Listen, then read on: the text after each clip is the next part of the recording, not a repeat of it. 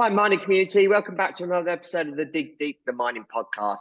And today's guest is Mikael, who is the president and CEO of BOLIDEN, who are a metals company with a focus on sustainable development. Operating on a global scale, their roots are in Nordic and their core competencies lie within the field of exploration, mining, smeltering, metal recycling, and employ about 6,000 employees around the world with a multi-billion-dollar turnover. Mikael has an engineering physics degree and has a wealth of experience in corporate and executive management, leading or on the boards of many organizations throughout his career. Mikael is going to talk to us about his career, also about BOLIDEN, and also about the climate transition in the mining sector. In essence, doing fossil-free mining, which I know Mikael is very passionate about. So that's welcome, Mikael, to the podcast. How you doing, Mikael? I'm doing fine, thanks. Thank you, and I appreciate your time in doing this podcast. As I mentioned, you've got an extensive career, so I wondered if you can basically elaborate on your career, so our audience knows a little bit more about yourself. Obviously, there may be certain things in media and publications, but I wondered if you can just really dig deep into your career from maybe when you graduated to present day. Well, I can do that, and I'll try to keep it brief. And I might even start before graduation. Anyway, I am from Sweden. I'm from a relatively small town in northern Sweden. That's my background. I have, both as a child, but also as I've gotten older, I moved around a lot. So you should say that I lived at least in 5 places in Sweden and half a dozen places outside of Sweden as well, as I've been moving around. So that's a little bit about me, my background. As you mentioned, I went to university. I studied physics and got a degree in engineering physics. I then separately also actually studied Russian, the Russian language, and there's a little bit of a history around that. In Sweden back in those days had a mandatory military service. I did my military service in units that for different reasons learned to speak Russian, and I liked that, so I decided to go on, and it comes into my career at a little bit of a later stage as well. I also then, after I graduated with my physics degree, I then have an MBA as well in the next step. So anyway, my career in one way is relatively simple. I moved on directly from my studies, and after having had quite a lot of small jobs in the beginning, parallel to studying, I got my first real job working as a management consultant in McKinsey. Normally, when you get those kind of jobs, that's something that you do for a while, 2-3 years. That's something good on your CV, and then you move on. For different reasons, I stayed there for 14 years. I moved around a lot. Worked a lot in what we call the basic material industries, in pulp and paper, in mining, in steel, and certain these sectors around all kind of topics. I also physically moved around. I worked in Germany for quite some time, and then I was moving on, and I lived in Moscow and in Russia, and worked with these topics with Russian companies around that. And then after 40 years, I decided it was time to kind of change career path on a more fundamental level, left consulting, went into the more corporate world. I became the CFO of a Swedish pulp and paper company called Sodra. Did that for about 6 years. Then I joined BOLIDEN 12 years back, first in the capacity of CFO, and then in the capacity of running the mines. As you know, we'll come into BOLIDEN in a while, but BOLIDEN's mines and smelters, I was running the mining division. And then since about 5 years, a bit less than 5 years, I've been running the whole company. So that's me and my career in a nutshell. And I usually make a point of the fact that I'm still married to the woman who is the mother of my 3 children. We've been married for some 30 plus years. We actually met almost 40 years ago. She told me this morning, by the way, just to remind me. So that's me. That's my background. Congratulations on your career, and obviously your marriage as well. So that's good to hear. I wonder if you can give us an overview of BOLIDEN. Yeah, BOLIDEN is a Swedish company in its history. It was founded 98 years ago. We'll celebrate 100 years in 2 years. It was founded as a gold company. That's the background, but very quickly moved over towards base metals. Today is a very broad base metals company in the sense that we are working across a whole set of base metals. We're working with zinc, with copper, with nickel, lead. We still have a precious portfolio that we're working with, gold, silver. We have PGMs, we have cobalt, and so on. Altogether, we take out 18 elements out of the periodic system that we will send to the sell in, sometimes as finished metals, sometimes as different kind of semi-products that go on to refineries that will do the final refining stage. We are, in terms of metals, roughly 50% self-sufficient from our own mining into our smelting division. But as you know, in this industry, roughly 80% of the value added is in mining and 20% in smelting. So if you rather put this as from a capital point of view or from a value point of view, we're roughly 2/3 mining and 1/3 smelting in terms of market cap or whatever you want to put in place. So that's who we are. I usually get the question, what is BOLIDEN and what kind of company is it? And I usually talk about sometimes about the BOLIDEN dichotomy, and I think it might not be unique to BOLIDEN, but we have certain situations that I usually make a point of. Then one is a kind of small large. To some extent, we're not a very big company. We have 10 operating units. Big or small, you can argue. 10 operating units, 6,000 people, that's not so much. On the other hand, we are the largest base metal company in Europe. We have, $10 billion plus market cap. We're in the Stockholm Stock Exchange, probably the company that invests the most across the whole board. So we're big and small at the same time.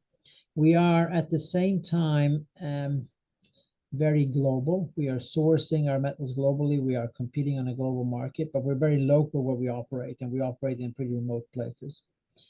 And the third kind of dichotomy that we always talk around is the fact that to some extent we're extremely conservative. Safety is extremely important, and lots of things has to be tested many times for any change to happen.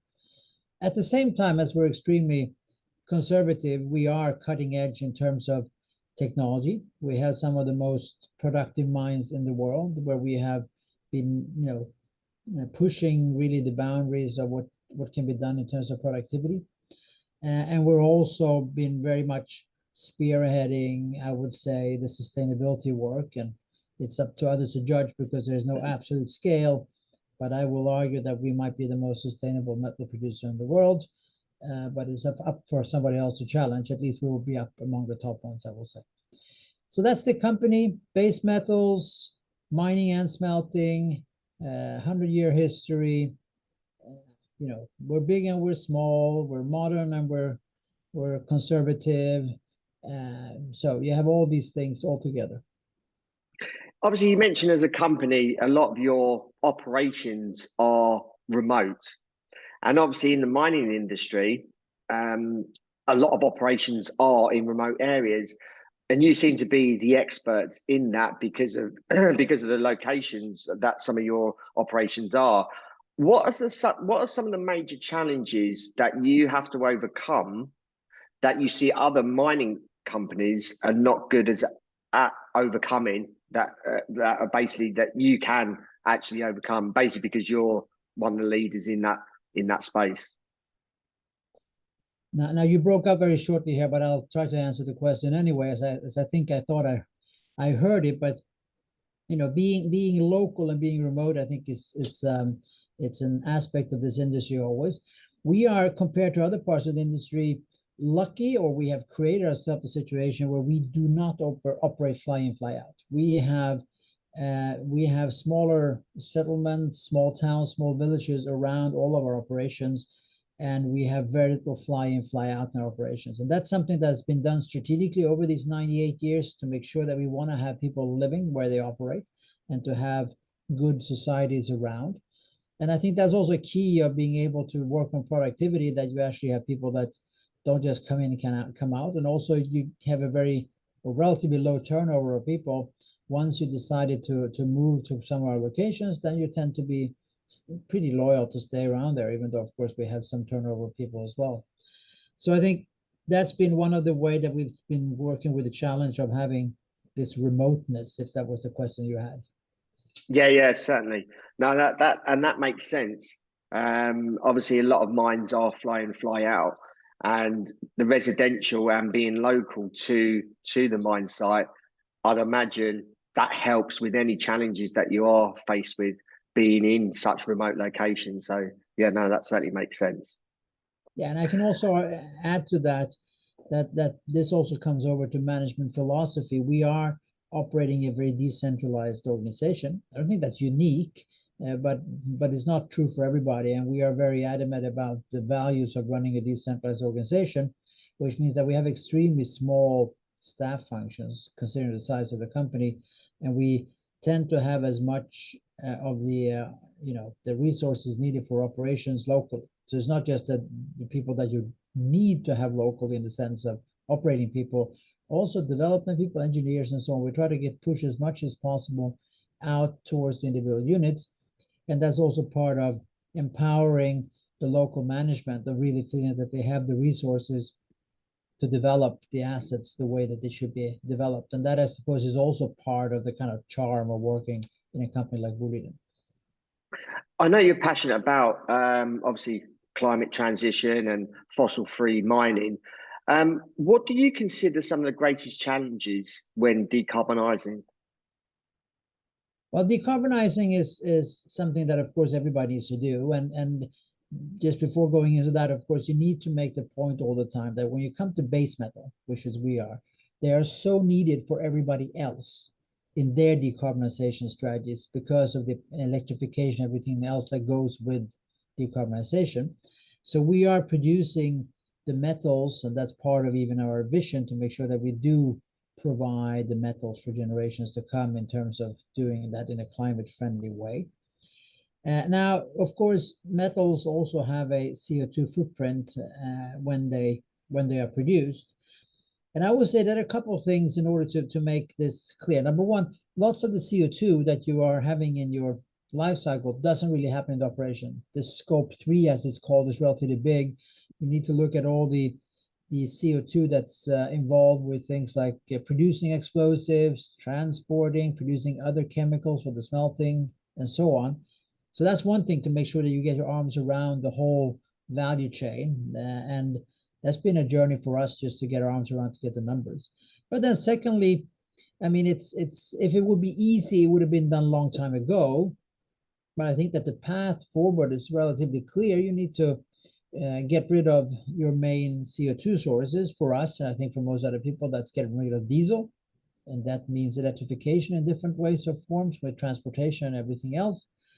And you need to get rid of you need to get rid of the reduction processes, or finding alternative reduction agents in your reduction processes in the smelting business. Those are the kind of two main levers that you need to work around, and that we worked around. And some of that is not that easy, and therefore it takes a little bit of time, but you need to work on it very hard and make sure that you push yourself going forward. I should maybe say the third lever is also to make sure that you have what is called scope 3, to make sure that you have low CO2 footprint power that goes into your operations. Obviously, moving or following on, how far has the mining industry reached in terms of decarbonising? And what do you think the new standards, or do you think some new standards will be developed? I think that eventually we need to get to zero carbon mining. I mean, that's where we have to come. And if you look at it from that perspective, we haven't come that far yet. We are still a very big diesel user. We are, by the way, a big cement user in many parts of underground mining, talking about the CO2 scope 3 footprint again of cement.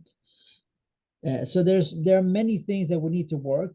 As I said, quite a large part of this is what we call scope 3, which is not directly in our own control, but we need to work very hard with our suppliers. selecting suppliers part of it, but also making sure that we work with the suppliers so that they can decarbonize their value chains effectively for us. And as I said, it has to come to zero at some stage. It will realistically, even if everybody pulls very hard, be some 20 to 30 years out. But it's important that we don't sit around and think that everything's going to happen the last 5 years out of that 25-year period. We need to make sure that we work on what we can do already right now. Besides less emissions, how do you see decarbonisation will affect the mining industry? More investments in areas with obviously supply of green energy. There will be definitely more supply of green energy. That will be a key factor.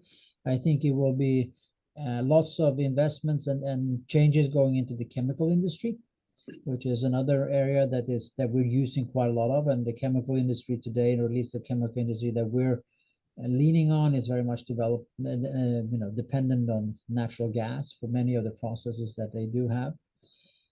So that will be different.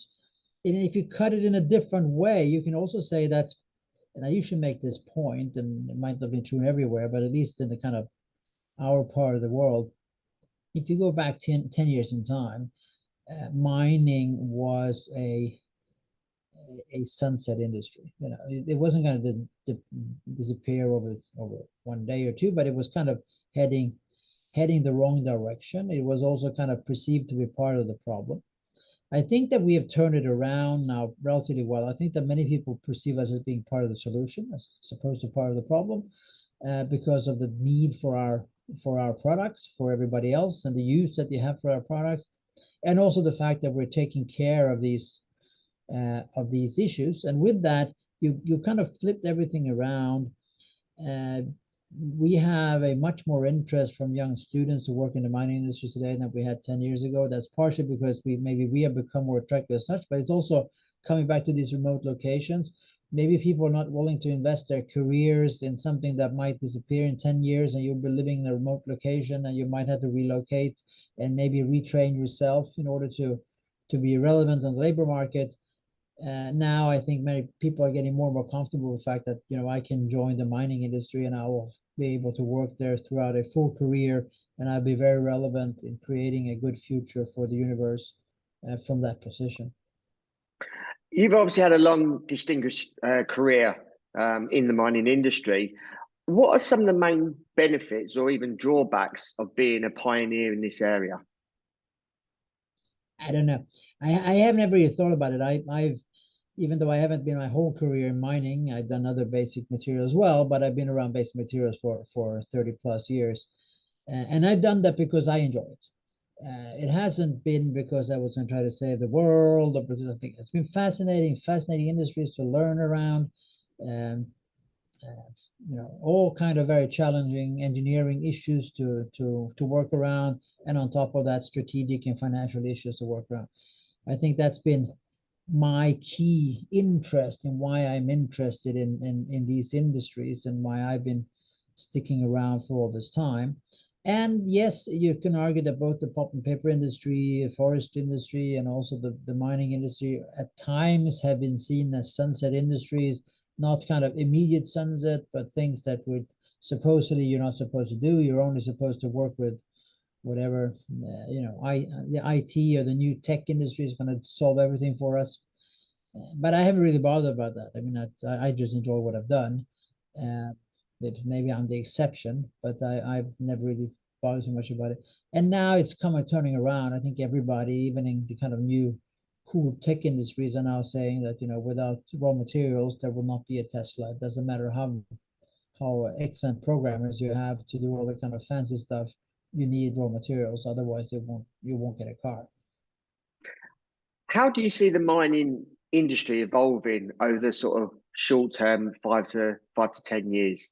And what would you say the major challenges you see companies facing?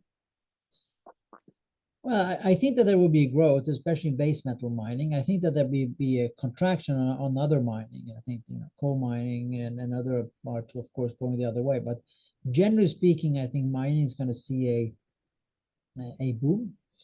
I think that there will be challenges on many different levels in order for this to happen. One thing is the kind of easy one: is there enough exploration going around in the world to be able to kind of fill this growth?